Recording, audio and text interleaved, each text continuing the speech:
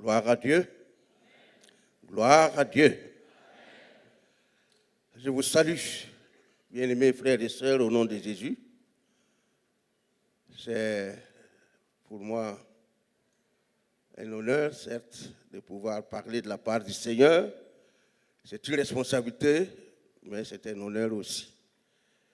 Je voudrais saluer et remercier mon frère et collègue, le docteur Wamba, bien sûr ses collègues également, pasteur Youssouf, pasteur Mathias, et les membres du conseil de l'Église, et vous tous, que Dieu vous bénisse. Je vous apporte bien sûr les salutations de mon église à la Riviera 2, à la commune de Cocody, à Abidjan, et qui est également chargé de vous saluer très fraternellement. Vous saluer très fraternellement.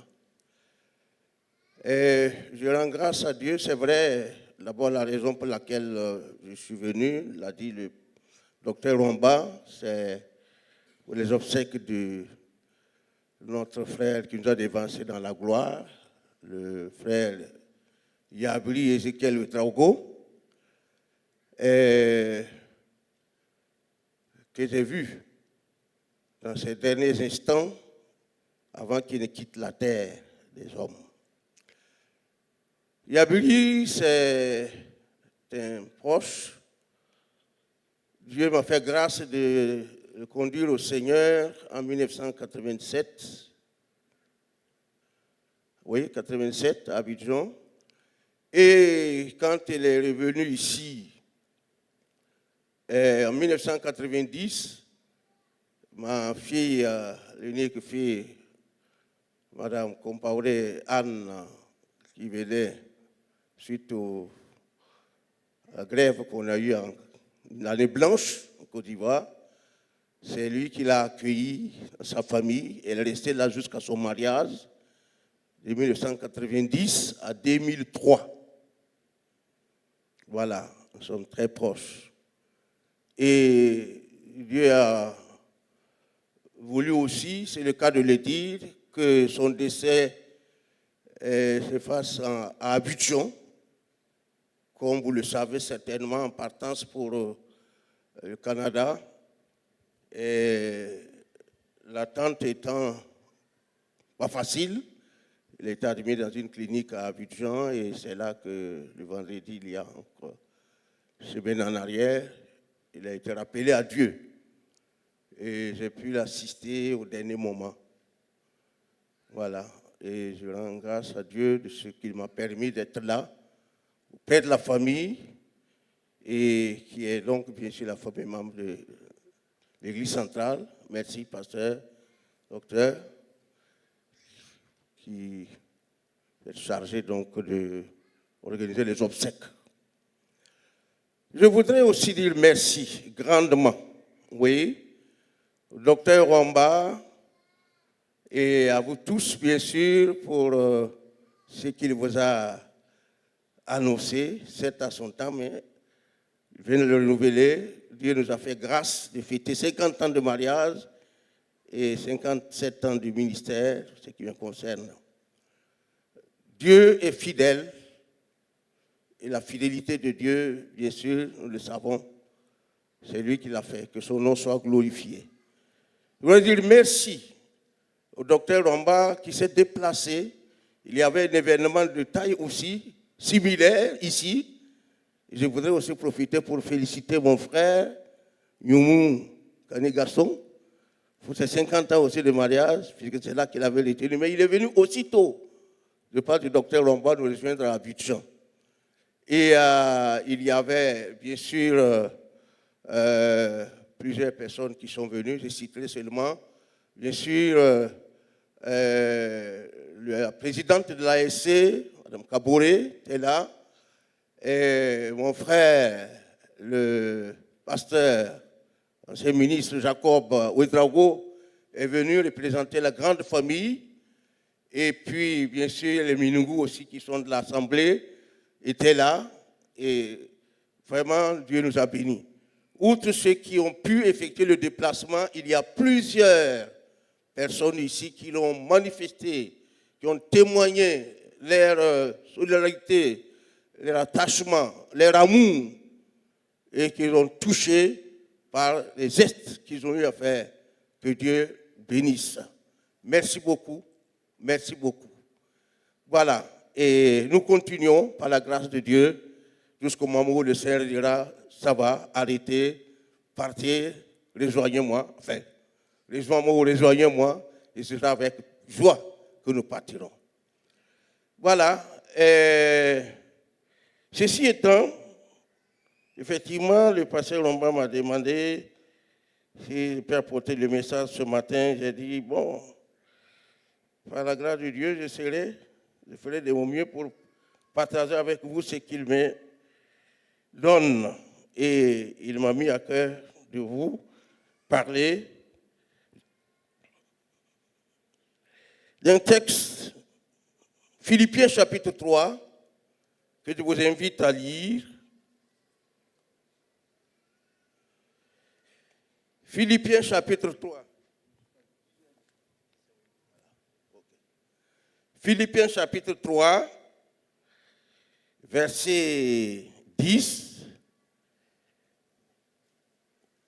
Avec les temps qui courent, nous avons besoin d'être toujours prêts. Et je voudrais aussi ajouter que nous prions beaucoup, en tout cas l'Église ivoirienne, particulièrement nos frères et sœurs burkinabés, nous prions beaucoup pour la paix au Burkina. Nous prions. C'est notre patrie et nous prions pour que Dieu puisse avoir un regard favorable pour que la paix revienne. Et nous le faisons de tout cœur. Alors, Philippiens 3, à partir du verset 10, il est dit ceci, l'apôtre Paul, après avoir relaté un certain nombre de choses qui avaient de la valeur pour lui dans le passé, mais qui, après sa rencontre avec le Seigneur, a mis les choses au point pour mettre chaque chose à sa place, a dit ceci, au verset 10, « Afin de connaître Christ et la puissance de sa résurrection et la communion de ses souffrances, en devenant conforme à lui dans sa mort, pour parvenir, si je puis, à la résurrection d'entre les morts. Ce n'est pas que j'ai déjà remporté le prix ou que j'ai déjà atteint la perfection, mais je cours pour tâcher de le saisir, puisque moi aussi j'ai été saisi par Jésus-Christ.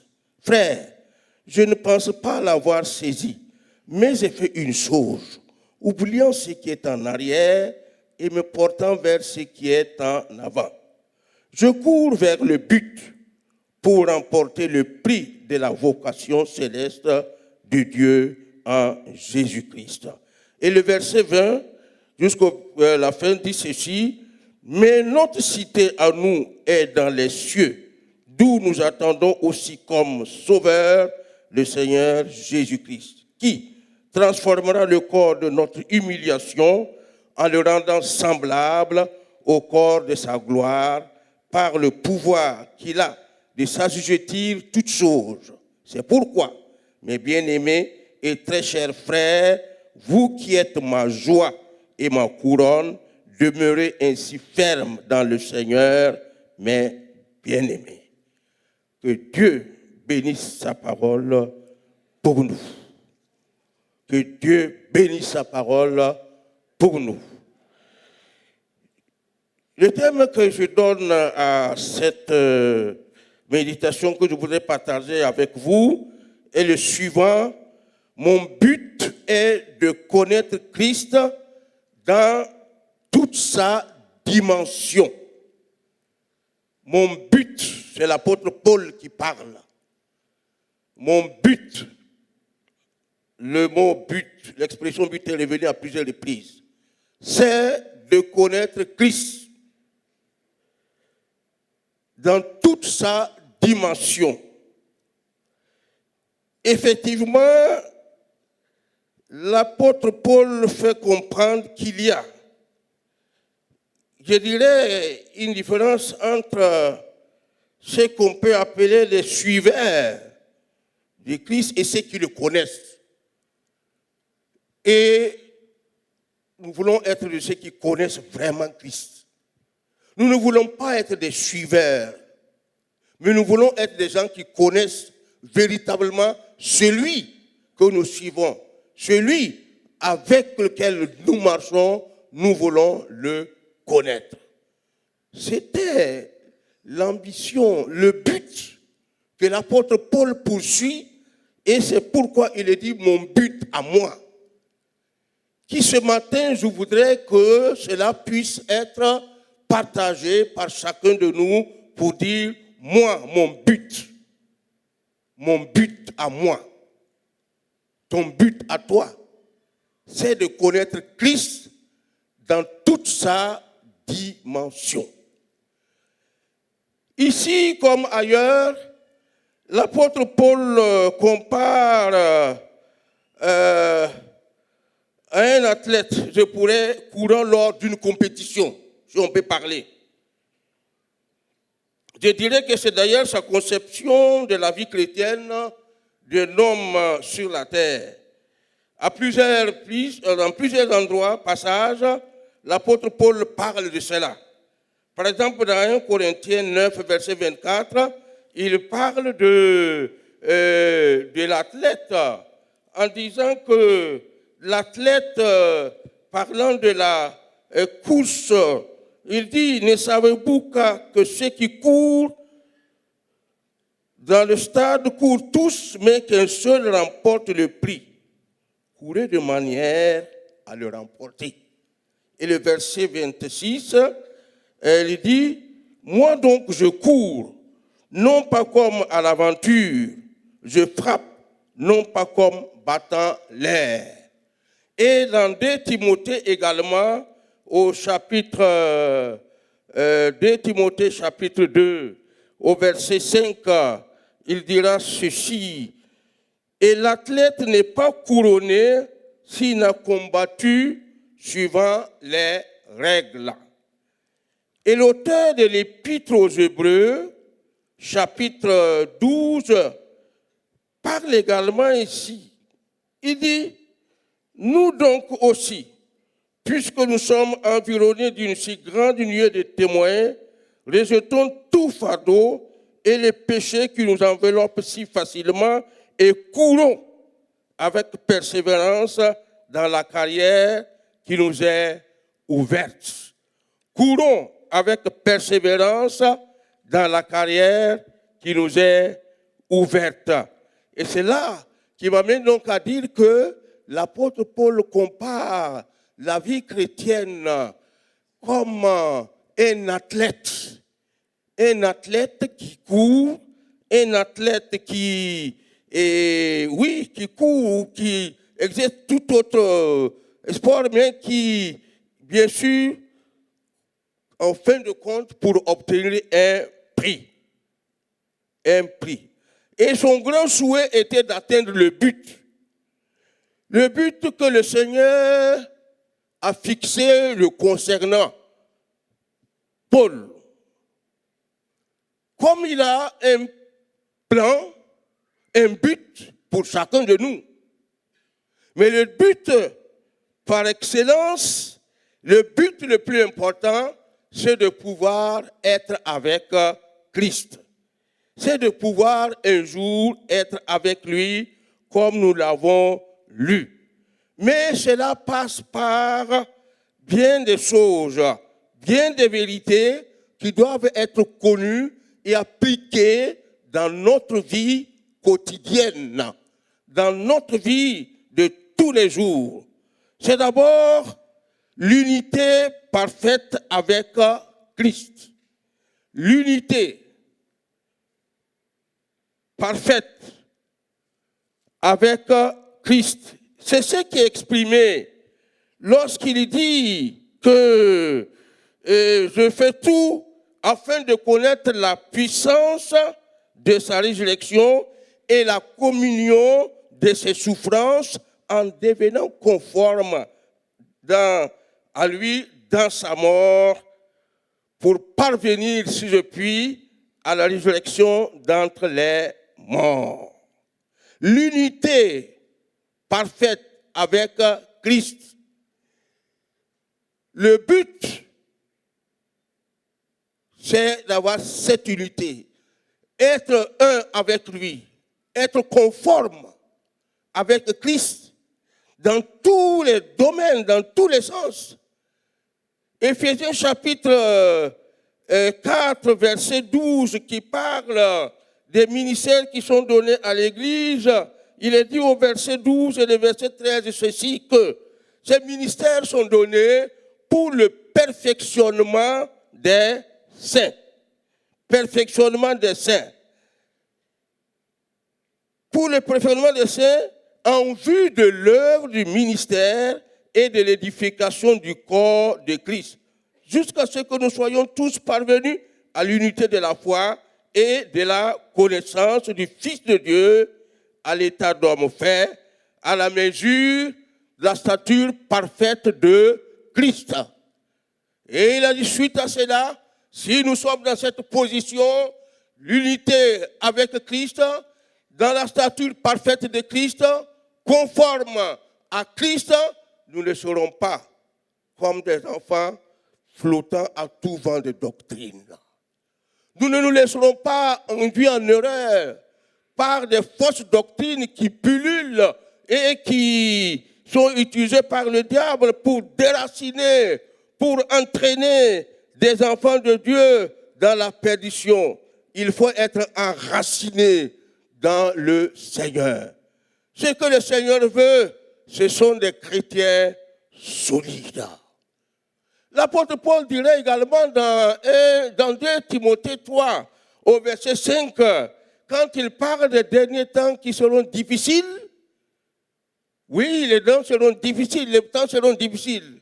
Il parle des gens qui seront fanfarons, qui sont orgueilleux, méchants et toutes sortes de qualificatifs qu'il désigne, mais il dit au verset 5 ceci, ils auront l'apparence de la piété, mais ce qui fait la force est renié et rejeté. Nous ne devons pas être des chrétiens d'apparence. Nous ne devons pas être des chrétiens qui renient ce qui fait la force. Qu'est-ce qui fait la force? C'est la parole de Dieu. Ce qui fait la force, c'est le Saint-Esprit. Ce qui fait la force, c'est la communion fraternelle. Ce qui fait la force, c'est la vie que Dieu nous donne de pouvoir chaque jour mener pour sa gloire.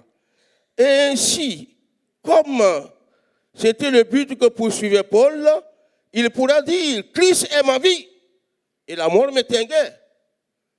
Pour dire quoi? Effectivement, si nous sommes avec Christ, qu'est-ce que la mort? On n'a pas à craindre. Puisque Dieu nous dit dans sa parole, la parole du monde nous dit que elle a du prix aux yeux de Dieu la mort de ceux qui aiment Dieu. Pour dire que Dieu est au contrôle. Et si nous partons, nous quittons la terre, c'est parce que simplement la mission qui nous a été donnée est terminée. Mais pourvu que nous puissions demeurer là où le Seigneur veut que nous demeurions, c'est-à-dire dans une marche de victoire en victoire pour l'honorer.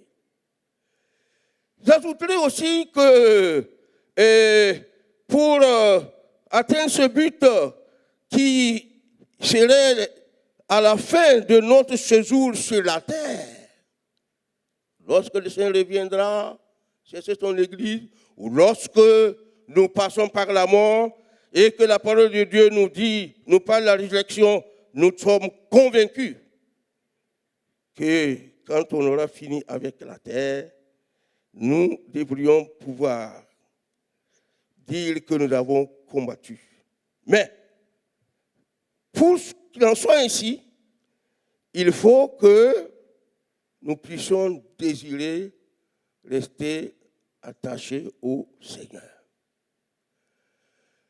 Quand on est attaché au Seigneur, je l'ai déjà dit, la mort, on n'a pas peur parce que ça nous amène, ou du moins, on a compris, la mission est terminée. Sinon, rien ne peut. Et le Seigneur nous permet d'entrer dans son repos.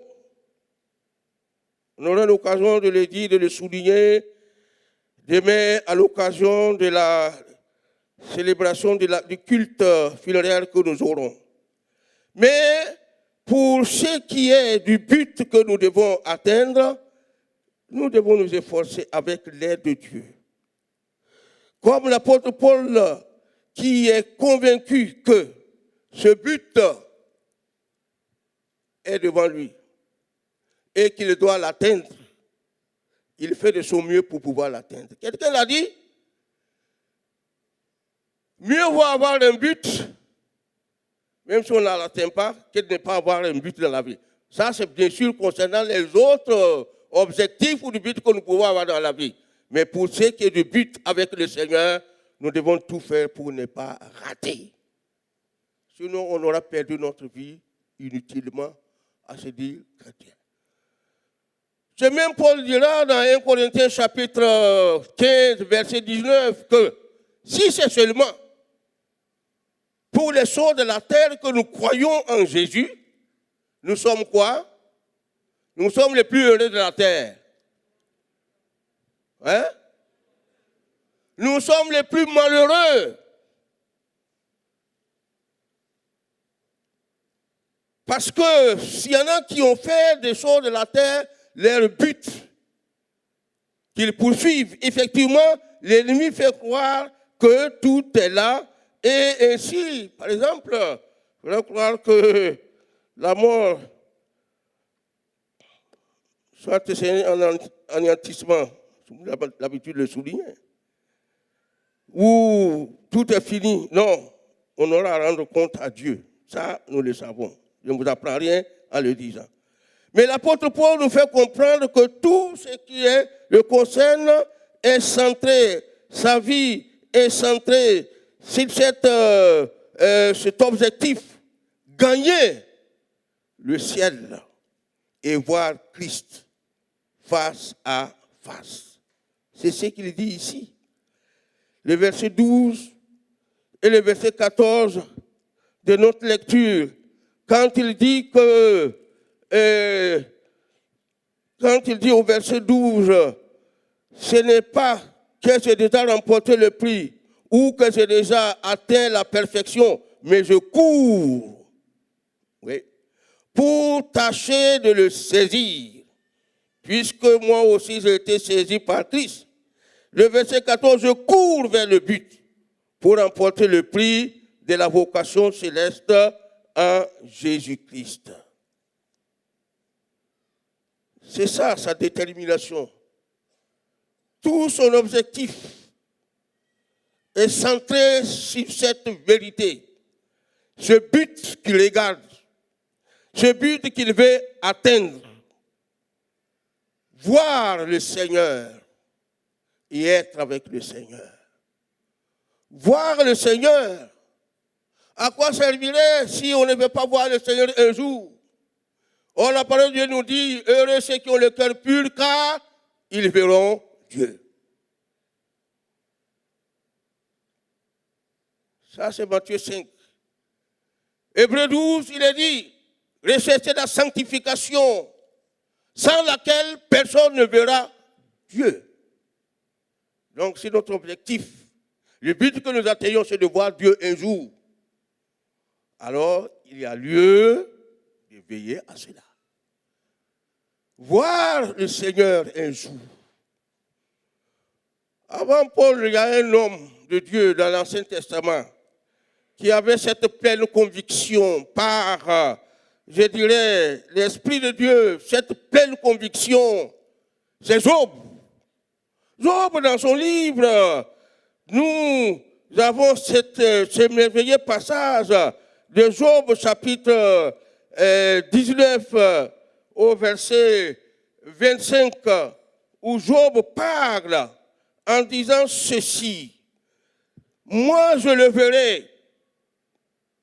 Mon Rédempteur est vivant et il se révélera le dernier sur la terre.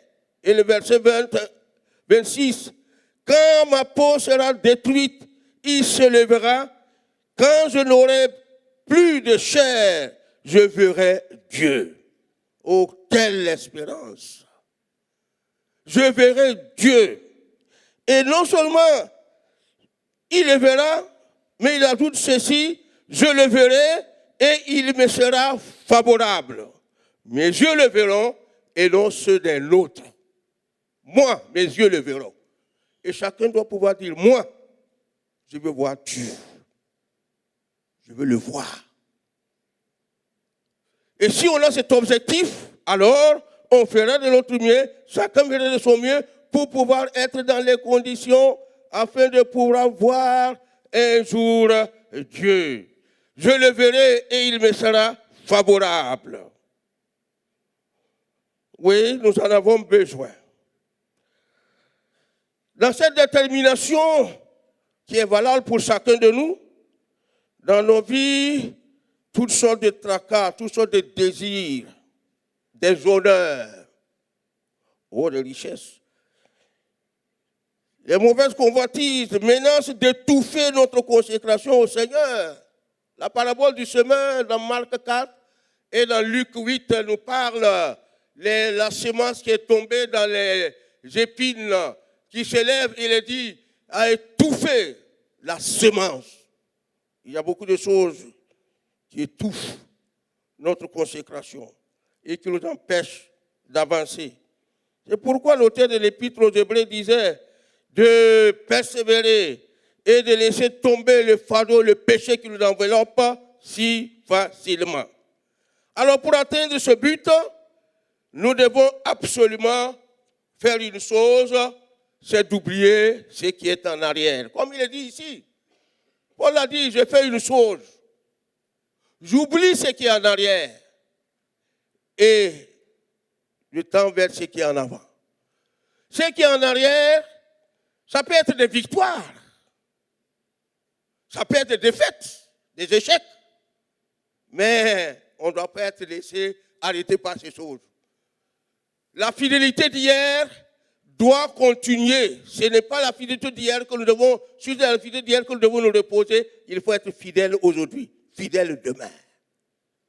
Et s'il y a des échecs qu'on a connus, il ne faut pas se laisser arrêter par ça, parce que Dieu nous donne la victoire. Alléluia. Pourvu que nous soyons de ceux qui s'arment de courage, de persévérance et de ceux qui veulent aller de l'avant. Ne pas nous laisser arrêter par un monde corrompu, notre vieille nature. Oui, Paul parle de ceux qui marchent en ennemi de la croix. Au verset 18 et 19. Le monde et ses systèmes, malheureusement, le bien est appelé mal et le mal est appelé bien. Mais nous devrions faire la différence.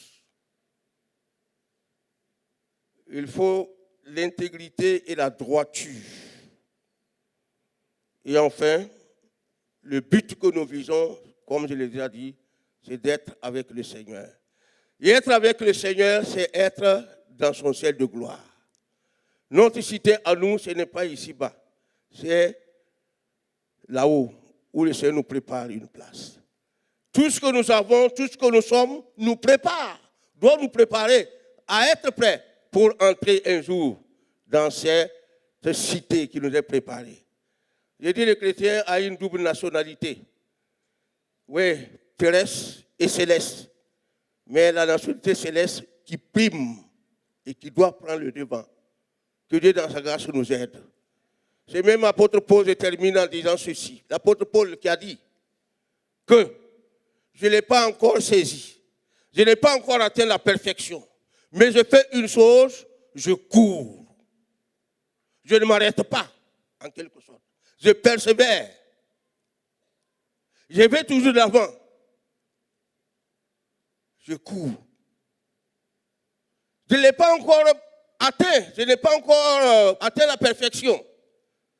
Mais à la fin de sa vie, dans 2 Timothée chapitre 4, versets 6, 7 et 8, il est dit que Paul a dit ceci, que je sers déjà des libations, c'est-à-dire en sacrifice, son sang va être coulé, versé. Je sers déjà des libations, ma fin est proche, Mais il ajoute ceci, un cri de victoire. Il dit, j'ai combattu le bon combat. J'ai achevé la course. J'ai gardé la foi. Amen. Désormais, la couronne de justice m'est réservée. Non seulement à moi, mais à tous ceux qui auront aimé et qui poursuivront ce but-là. Il faut bien achever. Bien achever. Paul l'a achevé, et c'est pourquoi il peut dire cette parole. J'ai combattu le bon combat, j'ai achevé la course, mais j'ai gardé la foi. Achevé. C'est lui qui a pu dire cela, c'est son maître avant lui, Jésus-Christ. Dans Jean chapitre 17, verset 3, verset 4 plutôt. Jésus dira ceci dans la prière sacerdotale, Père, je t'ai glorifié sur la terre.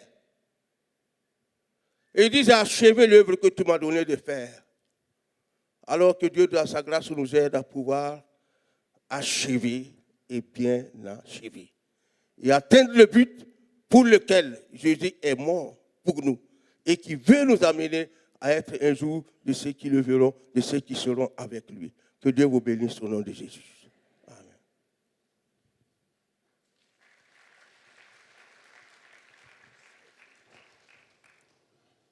Nous baissons nos têtes devant le Seigneur et pour considérer notre course et les conditions dans lesquelles nous courons.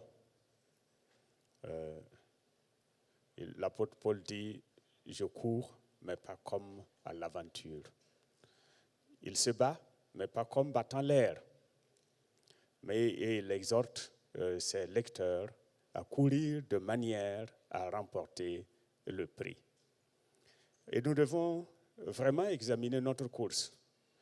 Ne faites pas comme un de nos coureurs cyclistes lors d'une de nos compétitions dites internationales et qui a marqué, j'allais dire, en tout cas moi, mon esprit. Je me souviens des propos d'un compétiteur qui a dit ceci de notre coureur, un champion derrière un camion. Si nous courons derrière un camion, eh bien, nous aurons manqué le but. Nous pouvons franchir la ligne d'arrivée, mais la couronne ne sera pas nôtre. Que chacun donc court de manière à remporter le prix. Courons avec humilité. Courons avec persévérance. Courons avec foi. Courons avec les regards fixés sur Jésus, le chef et le consommateur de notre foi. Que chacun prie pour lui-même. Alléluia. Et quand vous avez besoin d'aide, eh bien, demandez l'aide du Seigneur parce que c'est toujours possible. Alléluia. Merci Seigneur. Aide-nous, aide-moi, aide mon frère, parce que nous voulons être à ce rendez-vous. Oh, aide chacun, Seigneur. Entends la prière que chacun t'adresse ce matin, après examen de sa vie, de sa course. Et fais grâce. Viens au secours de celui qui a besoin de ton aide et qui te le demande. Parce que, Seigneur notre Dieu. Alléluia. Alléluia. Oh, Seigneur notre Dieu. Merci.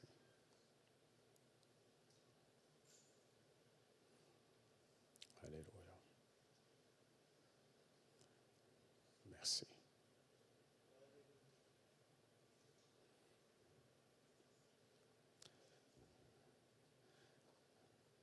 Alléluia. Nous voulons donner l'occasion à celui qui voudrait, qui a évalué sa course, examiné, et qui considère qu'il n'y est pas, le compte n'est pas bon, et qui voudrait l'aide de Dieu pour la suite. Ce n'est pas encore tard, l'apôtre Paul l'a dit, ce n'est pas que je l'ai saisi, mais je fais une chose, j'oublie ce qui est en arrière. Alors, si vous voulez que l'on prie pour vous, qu'on vous aide, on vous accompagne dans la prière, Tenez-vous debout et je vais inviter le pasteur Adama à revenir, prier spécialement pour ces coureurs, le coureur que vous êtes et qui est conscient que ça n'a pas été toujours ça. Tenez-vous debout et le pasteur viendra prier et demander l'aide de Dieu en votre faveur. Merci. Pasteur, venez.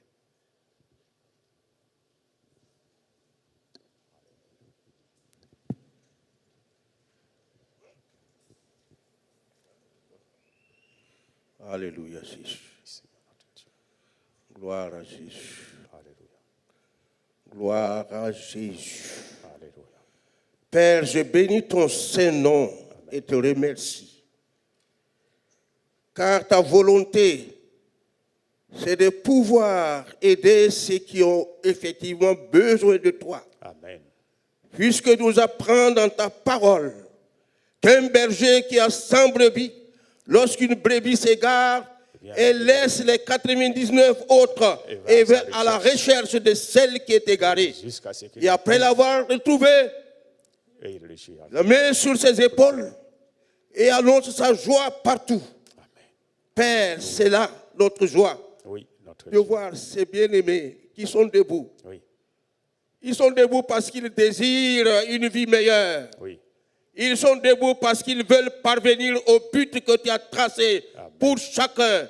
Oui, Ils Seigneur, sont debout parce qu'ils veulent que leur course, comme ton service l'a rappelé, que la course soit bonne, Oui, et qu'ils notre Dieu. parviennent au but. Amen. Et que tout ce qui peut gêner et empêcher au nom de Jésus Amen. soit ôté de Alléluia. leur chemin. Amen. Seigneur, tu Amen. connais les faiblesses, Oui. tu connais les manquements, Oui, tu Seigneur, connais notre tout, mais toi Visite qui le ne Seigneur, rejettes notre pas, Dieu. mais qui ne dédaigne pas le Seigneur, cœur notre brisé Dieu. et contrit, fais de sorte que, Père, ces bien-aimés qui sont debout, en signe du désir de pouvoir être meilleurs, Oui, puissent faire l'expérience Pour ton aide. d'une vie bénie et pleine Qu'ils soient- en toi. Aide-les Au nom de Jésus, bénis-les, Alléluia. Père. Amen. Au nom de Jésus, bénis-les, Père. Amen. Prends la main de chacun Oui, dans ta Seigneur, main notre Dieu. et accompagne-les, Seigneur. Tu sais là où ils ont fauté, là où ils ont notre manqué de rigueur, là où Oui, ils ont notre manqué de résistance, là où ils se sont arrêtés. Et ramène-les, Seigneur, sur la bonne voie. Amen. Et bénis-les. Merci, Seigneur, de le faire. Merci, Seigneur, de les faire. Amen. Et de les Amen. garder en Alléluia. toi. Tu l'as promis et nous le croyons que Oui, nul ne peut les ravir de ta main. Amen. Garde-les Alléluia. au nom de Jésus-Christ. Alléluia. Amen. Amen. Amen. Amen. Merci.